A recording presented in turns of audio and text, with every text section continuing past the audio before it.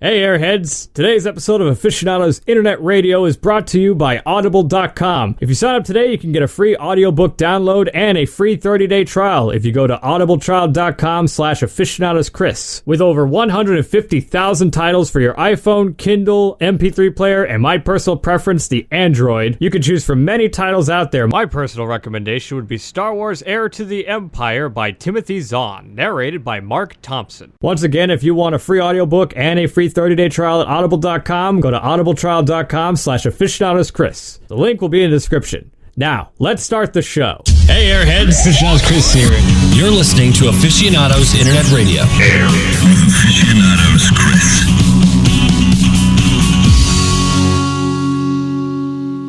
Hey everybody, Aficionados Chris here, and today, welcome back to Aficionados Internet Radio. It's been a very long time, but I think I have a worthwhile guest for bringing this podcast back. This guy, if you haven't heard of him, you've probably seen him, or you're at least familiar with one particular series of his videos, which are the What If Star Wars prequels, 1 to so far, were good.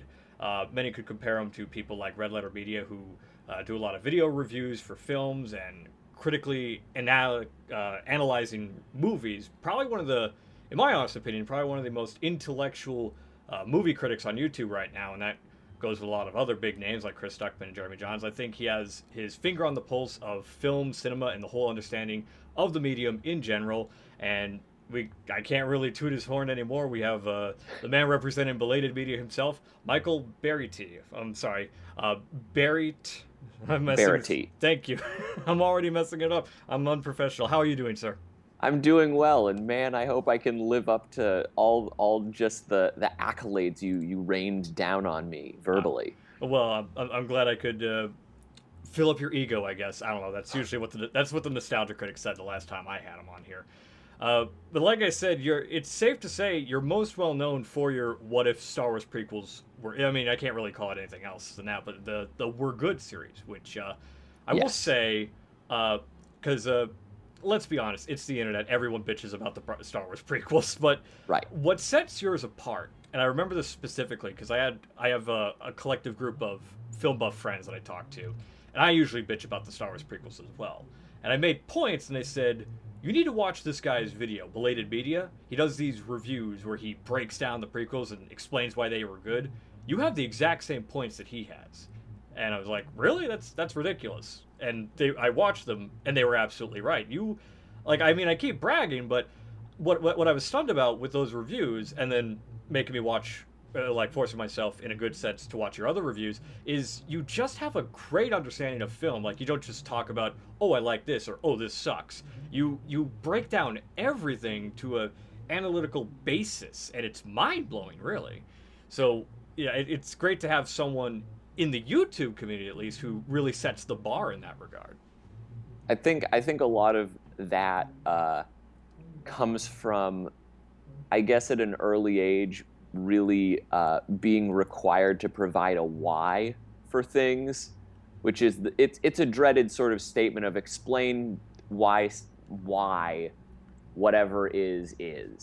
And so kind of like a school paper, like explaining. Yeah, in many ways, I view in reviewing, if I'm going to be looking or breaking something down, I go, this doesn't feel correct because of, and then cite my reasons. Because if you're trying to have an intellectual discussion with anybody, providing a why is necessary for the other person to see where you're coming from. If you just say, that movie sucks, and let it lie there, it's very hard for somebody to respond to that, be like, okay, I need like a little bit more. So I'm always trying to provide a little bit more whenever I do a review or tackle a movie. And sometimes I hit the nail on the head, sometimes I tangent way far from the subject, but I feel always kind of chasing the why allows you to reach the core of the issue. And now I bring that up because it's safe to say you're not the only YouTube critic out there. Wait, what? Well, there's got to be at least hundreds. I mean, I've had quite a few on this website. But like I said before, I'm not trying to basically say all the other YouTube reviewers suck, because everyone's different. Like, everyone has a different approach to film, because it kind of like comedy or horror in that genre, film is subjective. Everyone has a different way of looking at it. Everyone has a different opinion on one film or the other. Like, one film someone may think sucks, one person thinks it's the greatest film of all time. But there's certainly there's I don't want to say a dumbed down demographic, but there's certainly, like, if you take people like Jeremy Jahns, whose videos are relatively short and kind of to the point, it's very different when I watch people like you or Your Movie Sucks or related Red Letter Media, who really break everything down and, well, lack of a better word, you're actually critics. Like, you actually criticize the subject at hand. Mm-hmm. And that's what I really appreciate, especially on your end. I mean, I keep bringing that up, but it just really blew my mind watching those videos to see. I mean, we all know the Mr. Plinkett reviews for the prequel reviews. Right. And they're somewhat analytical, be it satirical, but they're still very analytical points as to how these films are fundamentally flawed. Mm-hmm. And of course, obviously, as you've teased, you are working on the third episode. Yes, that'll be out November 15th. So this Tuesday, as of our recording right now, at 10 a.m. And it seems like a perfect opportunity considering episode 7's coming out. Yes, although it was more episode 7 was more a ticking clock than anything. The initial plan and hope was that episode 3 would have been out about 5 months ago, but there were a handful of things just in my personal life and work life that kind of slowed things down a bit. But everything's humming along now, so we should be hitting that deadline, and that's exciting. And I'm excited to see where things kind of go from there. I mean, the best sort of thing is, like, good things come to those who wait. Yeah. And I pray also that I will not have to be doing a what if for episode 7. Oh, well, I think a lot of us are hoping that. Yes. I mean, we all don't want a Plinkett review for that, unless it's like a minute long and talking about how great it is. But right. That's neither here nor there. That's a fanboy hype train right there. Now, one thing I want to bring up in watching your prequel reviews, there was a series that I really grew attached to in watching your channel is movie talks. Sort of your, like, it's safe to say you're sort of a influential at the movies kind of show. Yes. Which I really liked. I'm a big fan of bringing up Red Letter Media. I love their half of the bags and their best of the worst, a little more than their Plinkett reviews. And I'd say to a degree it's the same, is that I just love seeing more than one person talk about film, be it a film or just it in general. Like, I grew up watching At the Movies with Siskel and Ebert, and I loved watching this show, and I love that you have, to a degree, you have very unorthodox guests and really unusual choices. Particularly my favorite review is the Speed Racer one you did with Aaron Hansen. Me personally, because I was actually happy to see I wasn't the only one that actually liked that movie. Right. Now, what I want to know is that because you have such a unusual roster of people, how do you go about choosing who gets to be on Movie Talks and what movie you're going to discuss on said show? Movie Talks for me, as you said, very, very much an at the movies sort of throwback of sorts. One of the main thoughts that I had when coming up with it was that while there is a large movie critic community, I like to believe that anybody can talk about movies. You don't need to have gone to film school to discuss a movie. And I think sometimes we put up barriers to make it a little too exclusive. So Movie Talks in some ways is my at least attempt to be like, anybody can talk about movies. That's like a fun thing we all enjoy. And so I was always kind of seeking out, even though I know people have said in the comments, like, oh, you should get Hal Rudnick, you should get Jeremy Jahns, like, you should get Chris Stuckman, or like the Schmoes, or, any number of other folks. And I think they're all great. Like, I have nothing against any of them. They're all lovely people. But I like the idea of bringing people on who are not necessarily associated with movies, because they're going to be bringing a different perspective more than likely to the film, as like Aaron comes from an animation background and a voiceover background, or Rachel Bloom, who I'm so happy for. She actually just was nominated for a Golden Globe Award. Oh, that's fantastic. Yeah, but like we were discussing Space Jam, and like up to that point, like she'd been working on Robot Chicken and like a bunch of comedy music videos, and so like the different sensibilities that come with each person who's not as, because I'm pretty insulated within film and entertainment, so sometimes my perspective on things is more tunnel vision, I suppose, and so having somebody else on bringing a different sort of slant on that always creates for a fun dynamic. As for who I tend to select, it's usually people that I actually know firsthand. So I'm friends with Aaron, I'm friends with Katie Wayne, I'm friends with Barry Kramer. Like these are all folks who I've had on the show. I'm actually looking to start reaching outside of my comfort zone. So in January or maybe February, I'll be more than likely starting to release a few new ones. Like I've been talking with a few folks that I'm like, oh, that's kind of a unique thing that is outside of my familiar wheelhouse. So we'll be likely getting a few different new faces. And as far as the movie selection process goes, I just ask that person who is going to be a guest, list 3 movies that you have a strong opinion about, preferably favorable. And from there, I'll just kind of look at what I presently have as far as a slate goes, and then go, okay, of those 3, I think this one would be most suited to be discussed, perhaps because I have a strong response to it, or because I'm like, oh, we haven't had a movie like this on Belated Media. I think that would be very good. And that's what, especially with the Space Jam review, with Space Jam and Speed Racer, they're not really movies that anybody would be like, oh, I want to talk about this, unless it's like, to be fair, kind of negative. But that's what I loved about both the Speed Racer and the Space Jam review, is that even though the Space Jam one was slightly negative, it was still like a funny review.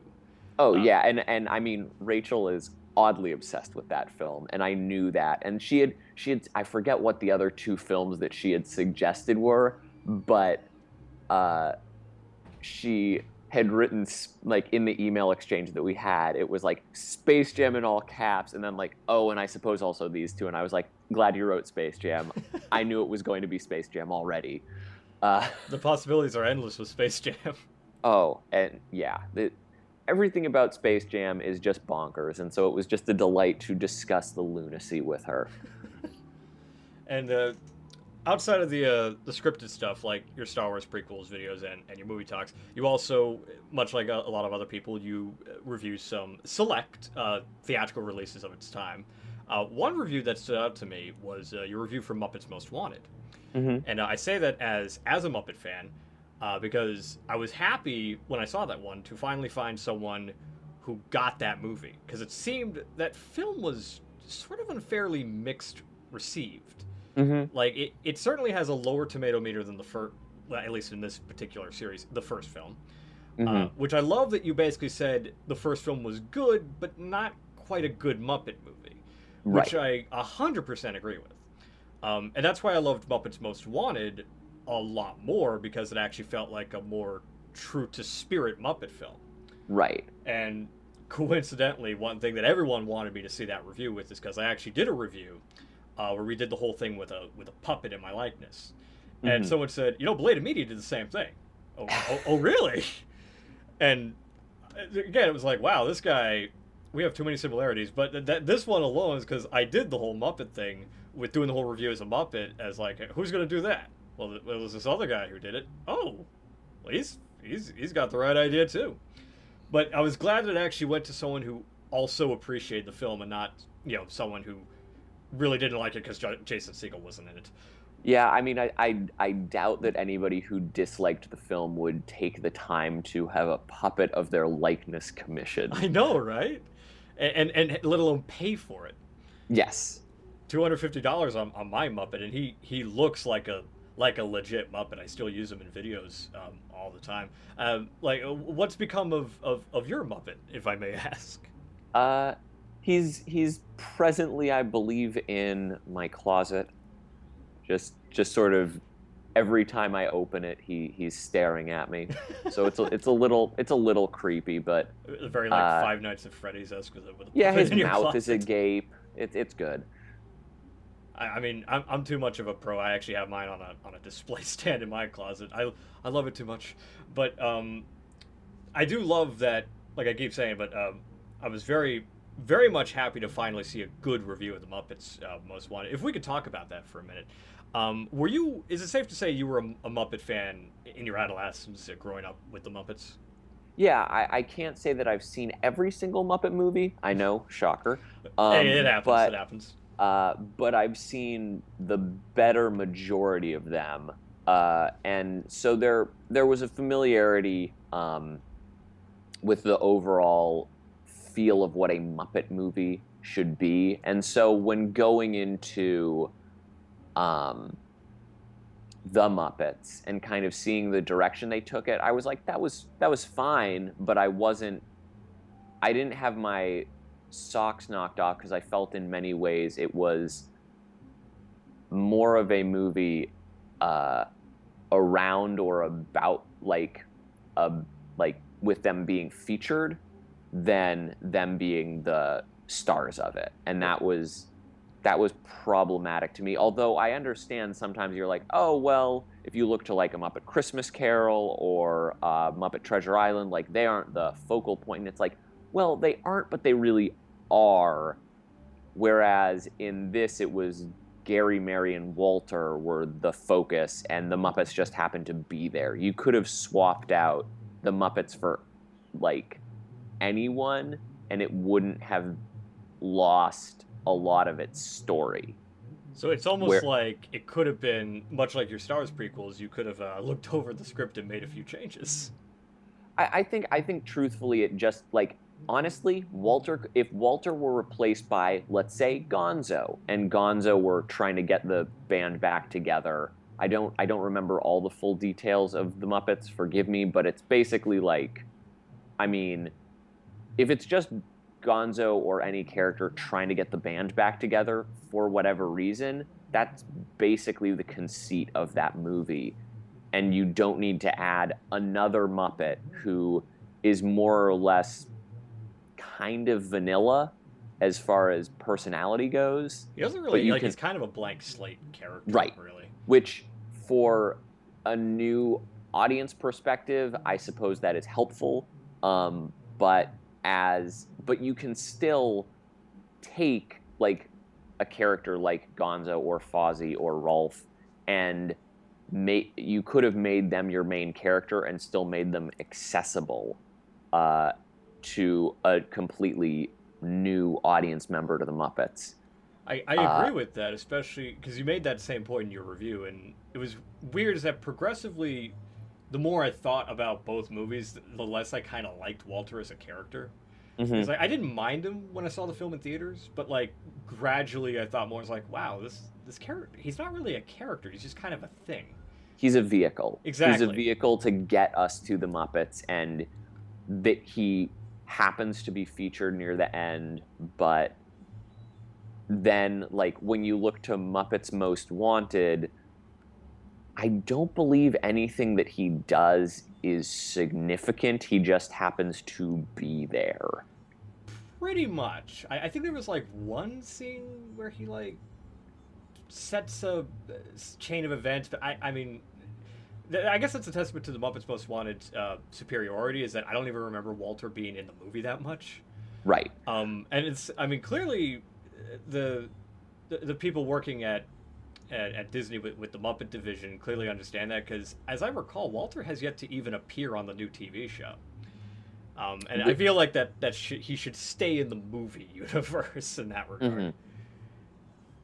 Yeah, I haven't watched too much of the show. I'm weirded out by Denise. I'll say that much.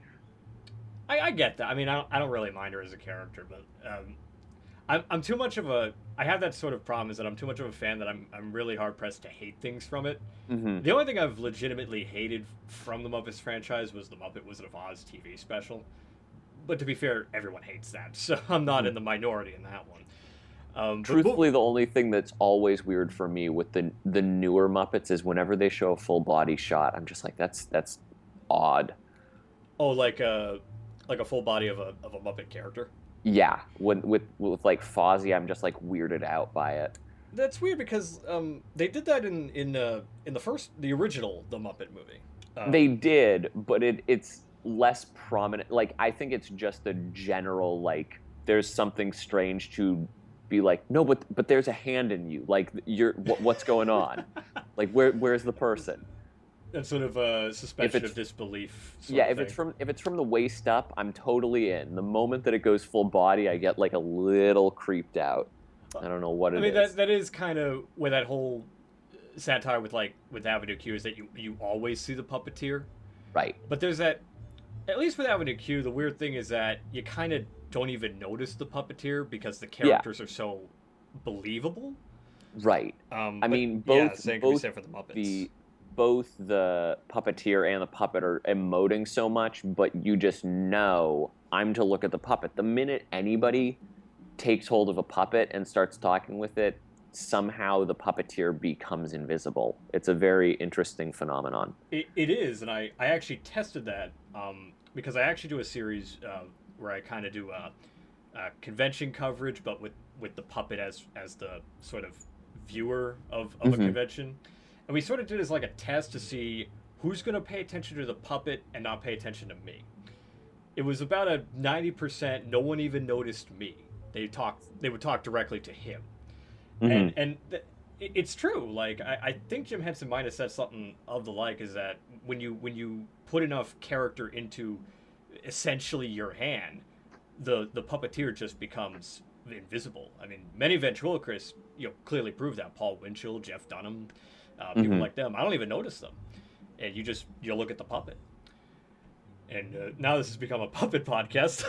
I'll try to move on here. Is one thing I ask everybody. I've had video game critics, I've had movie critics, I've had voice actors. Always want to know this one thing, especially in this medium.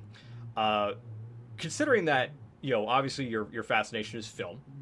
Were there any films growing up or even today that every time you think about them, they inspire you, or they just make you want to go out, make something, see something? In other words, what are like some of your favorite movies that mean so much to you growing up and even today?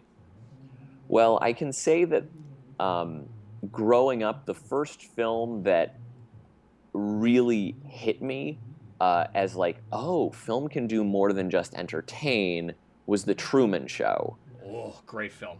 Great film, and I mean, I was, I believe, 11 when I saw it, and it made me woefully paranoid, but also just made me start to, at 11 years old, just thinking about like your place of like, am I really important? Like, what is my greater, like, how am I affecting people? Those sorts of questions that, don't necessarily come into a fifth grader's head. And so it just started making me like actually view the world slightly differently. And I was like, wow, movies can do a lot more. And that was always very, while it's not one of my favorite movies of all time, it's definitely one that I would say was an impactful movie for me, just as far as my like interest in film went. And then as far as favorite films are concerned, when I was about 18, I just graduated high school and had decided I need to up my film game as I'm interested in film, but actually haven't seen that many, or like that many classics and things that people are referencing. So that summer, the summer of 2006, I just was watching, I want to say a movie every other day at the very least. in part because the job that I worked at allowed. There was a lot of downtime, and so I just had a Netflix disc subscription and would be bringing movies into work. So I'd finish my work, be waiting for a new build to come in, because I was working in quality assurance on Sony phone games at the time, and sometimes there would be just an odd lack of anything. So I'd be like, okay, I guess I'm going to watch Saving Private Ryan because I've never seen Saving Private Ryan, and like would watch that. And then I stumbled upon Network, and for those unfamiliar with Network, I would highly encourage you to watch it. I don't want to say too much about it, but it is a movie based around television and sensationalism. And for a movie that came out over 30 years ago, it is crazy how telling and accurate it was for the media news cycle as of today. It's where the quote, "I'm mad as hell and I'm not going to take it anymore," comes from. If you saw the pilot of Better Call Saul, there's a reference to that in there. It's just a phenomenal criticism of media itself, while also being so raw and dark and funny. The writing is absolutely phenomenal. All the characters are exceptional. And every time that I tell somebody, oh, you need to watch Network, and oftentimes I will watch it with them, there's that weird anxiety of, are they going to like it? Are they going to get why I like this film as much as I do? I completely get that. I have to say they were my favorite movie. And then there's a point in the film, I believe it's the point that that the news anchor says that he's going to kill himself on national television therein, because it's such a twisted, weird angle that you wouldn't expect. And suddenly they're hooked, and then every monologue that comes up is just better than the next, and you're stumbling upon like more and more fantastic just call-outs of all the things that are going on in society. It's just it's a very fun. It's dark, but it's fun, and I think for that, Sidney Lumet did a great job directing. Patty Chayefsky like knocked it out of the park with the screenplay. It's long, but it's definitely worth it. So that's like a favorite of mine. I feel like I deviated a little bit from your question. No. Well, I mean, I've yet to see Network. It's always been on my list, because I think it's fascinating. You said you wanted to become more accessible to classics when you left high school. I had a similar one. Is that when I was in high school, I worked at a mom and pop video store. Mm-hmm. So because of that, it made me want to check out all kinds of films, classics and cult films. Those were kind of my favorite because I really like weird things. Mm-hmm. And I remember I found my favorite movie renting it from my local store, which was Fritz Lang's M from 1931. Oh yeah, M's great. Oh, it is. I love it's M. It's Peter so Lorre, right? Yes, it is. Yeah. It's who also is like. Peter Lorre does not get enough credit as just a character actor, I feel, nowadays. Like, we need... Oh, the man was brilliant. I guess the closest thing we have to a Peter Lorre of this generation would be Andy Serkis. Wow, maybe? Actually, yeah. That is... Damn. Yeah, I see that connection. But I mean, like, whenever people think of Peter Lorre, they think, The Voice, Master, and the plane, all that. They think, even though he's he great never in actually Arsenic and Old played Lace, Igor. he's fantastic. I believe he was in the Maltese Falcon too. Yes. Oh, Maltese Falcon is. I mean, correct me. That's the one with his favorite his memorable rant, if I recall. Mm-hmm. That's a great film. Great scene. Yes.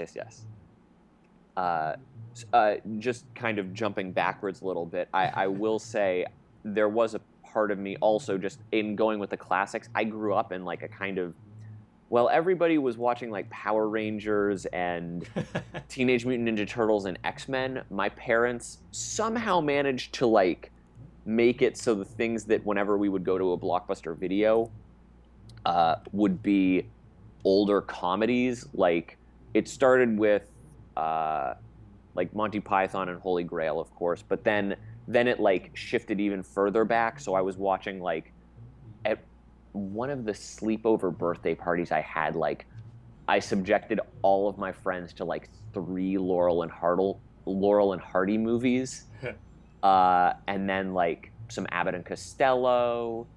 Just like I was watching the older stuff, Little Rascals, and that I think that informed a lot of my comedy sensibilities, because I was watching like Buster Keaton and Charlie Chaplin in elementary school and middle school, and the kind of missing out on some of the more like, whenever anyone's like, oh man, I'm like so excited for Transformers, like I have no attachment to Transformers at all.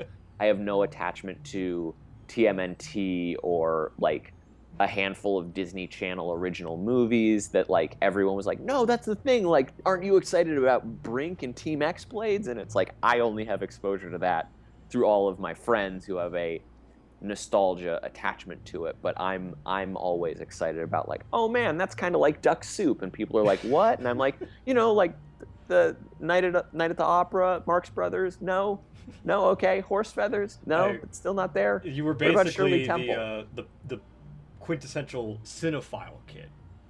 Like, yes, and it was completely accidental. I think it was, well, my mother is a theater teacher for middle school all of growing up, now a high school teacher, and my father is a system software engineer, so I can't exactly define where those comedy stylings come from, but my mom always was looking to inform her students of like, you need to be seeing like some of the older stuff, and was always shocked when people hadn't seen like The Wizard of Oz.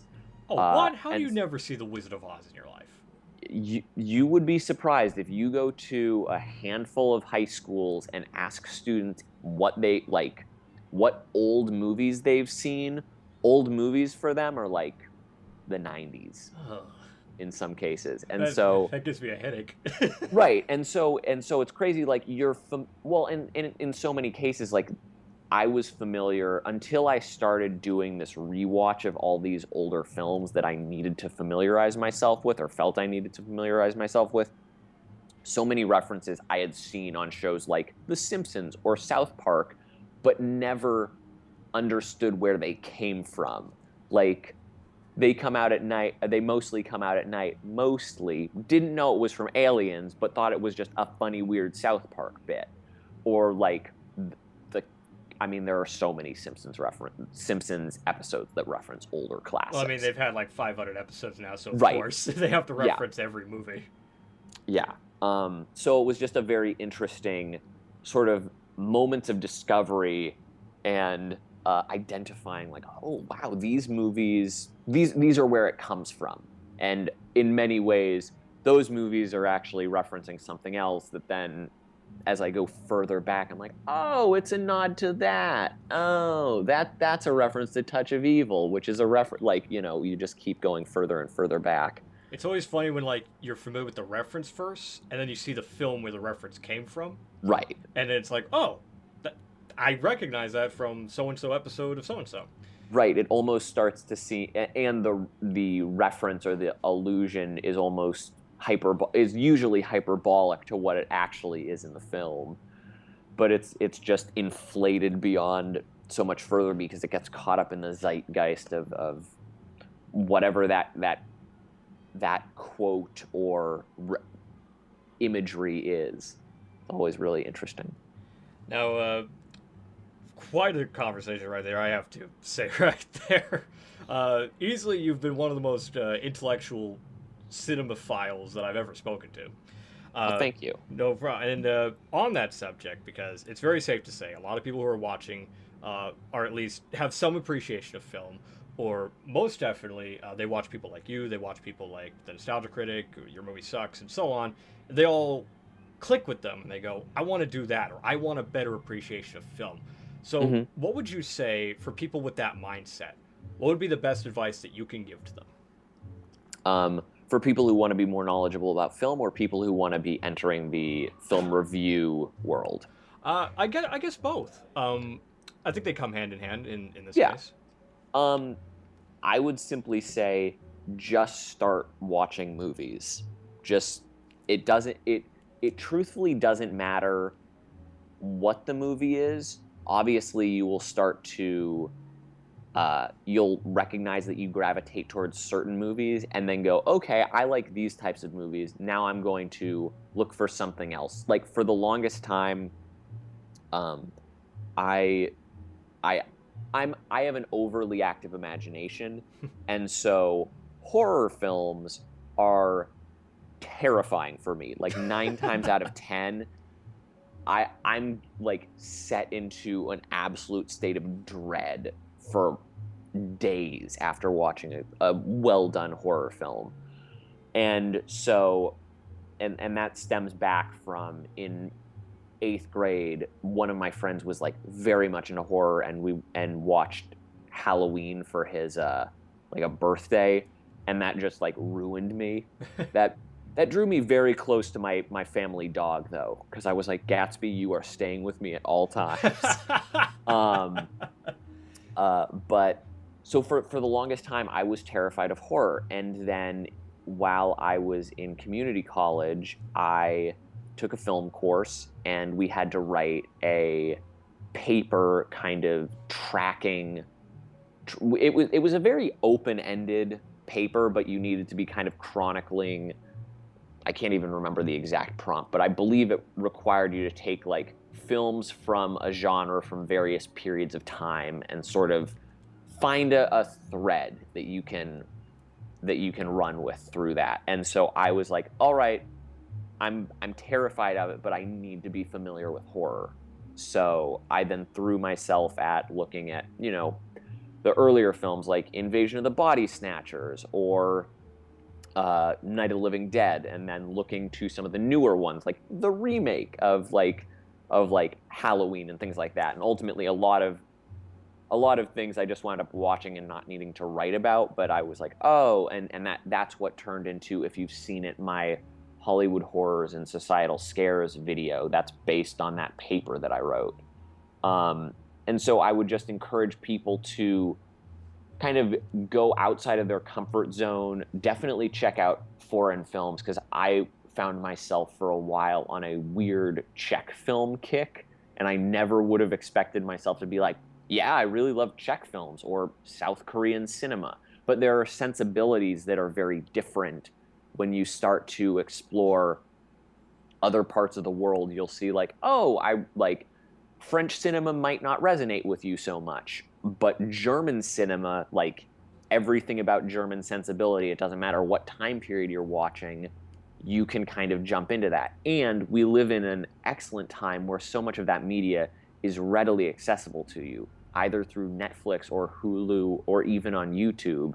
Like the media is there for you to consume. It's just a matter of you deciding, all right, I'm going to be seeking out this type of thing. I mean, you can certainly look to any number of lists. I think when I was started doing it at 18, of just like pursuing everything, I just looked at AFI's top 100 and went, okay, I'm gonna like go through all of these because obviously these are resonating with somebody. Looking at those lists, or looking to Best Picture nominations, or you go, okay, what was the foreign film winner from 1953? I'm going to check that out, or check out some of the nominations. And it's always interesting to see which of those fare, which time are kind to. Because I certainly, most recently, like, I'd never seen My Dinner with Andre. Oh, wonderful film. Oh, I found it a bore. Really? I found it an absolute bore. Yeah. I was having so much trouble connecting with it, and at the point, because the first hour or so is just Andre talking. And while it's interesting, I'm like, I'm not quite sure where this is going. And I think I think in rewatching it, knowing that it's truly just a conversation that really has no real like aha and like conflict resolution. Well, I mean, like, it's not a Tarantino conversation. It's not a Tarantino conversation. It is very much two friends talking, and kind of catching up. But I had so much trouble, and I understand that a lot of that film is sort of in rebellion to the blockbuster era that had kind of just exploded outward, and so that film was a response or to like, hey, let's strip it all away. Let's make it just raw human experience. And I totally get and understand that. And I know for some people like you, it's going to like, I love that, like, you like that film a lot. Yes. But for me, I like, and that's the fascinating thing is you can go back, like you can look at films that are obviously, or Marathon Man is another one that I've tried to watch Marathon Man 3 or 4 times now, and I have so much trouble with it. But every time I go back and watch, I'm trying to understand why one, it's not really resonating with me, and 2, why it resonated with people at that time. No, I totally understand. Like, everyone has a film that maybe they don't hate, but they I'd say at least have an understanding of why people like it.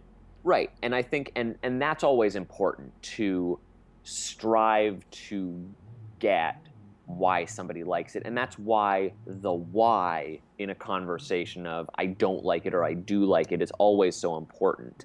And I will say I appreciate everybody who has subscribed to me and been so remarkably civil in the comments section.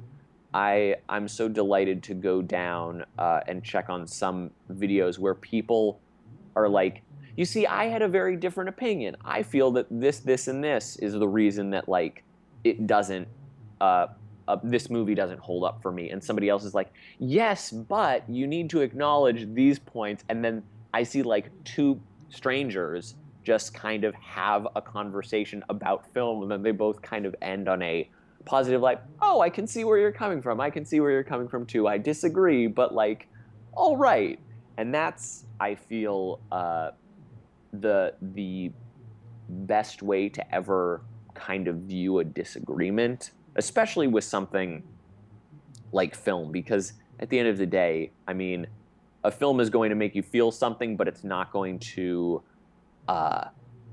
it's not going to necessarily like shake the world. It's probably going to be shaking more of an individual who potentially can then shake the world.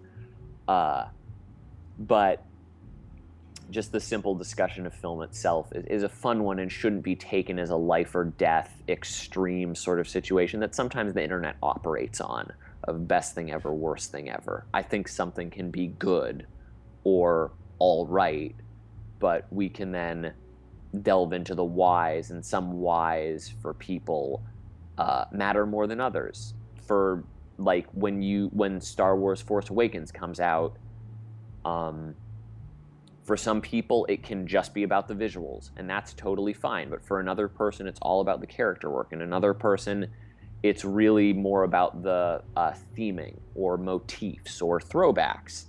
And if you tick 5 of those 6 boxes for one person, that's a great film. But if you tick 5 of those 6 boxes, but that one box that isn't ticked is the most important thing to that person, it's going to hold far less weight in their overall thought of that film. So, absolutely.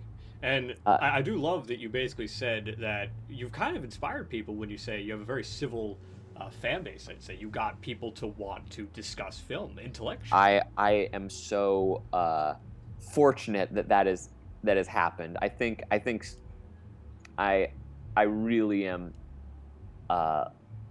lucky that the fan base, that everybody who watches, who engage, like there was a brief period where I kind of got down on myself, where I was like looking at just the numbers of things, and I was like, man, I've got like 100,000 subscribers, but only about 5,000 people on the Belated Media Facebook page. And then more recently, like about a year ago, I was like, no, that's actually great, because these are the people who really care and aren't just who really care about movies. And so most of the conversations that they're contributing when I post a trailer and I'm like, this trailer is not necessarily working for me for these reasons, people are really going in to have like an actual discussion about why a trailer isn't working or what we can look forward to from a trailer. And that's a very cool thing that I can't say that just when you get a little bit bigger, sometimes a little more shouting can sometimes happen and drown out some of the more even keel individuals. Yeah, I would certainly agree with that. And thanks again. This has to have been one of the most thought-provoking interviews I've done in quite some time. Well, thank you. I keep blowing smoke up his ass, but I mean it. I mean it, people. So thank you, everyone, for listening to yet another episode of Aficionados Internet Radio. I would love to once again thank Michael of Belated Media for dropping by and discussing one of my favorite topics, film. And absolutely. If you haven't heard of him, go check out his channel. It'll be in the description of the video. I highly recommend him. I mean, if you clearly have gotten the gist of what he is as a YouTuber, if you don't like this, go somewhere else. But please check him out. He's fantastic. And thanks again. And I hope you all have a fantastic day. Yeah, take care, everybody. Aficionados, Chris Walker, host, but not. This is the side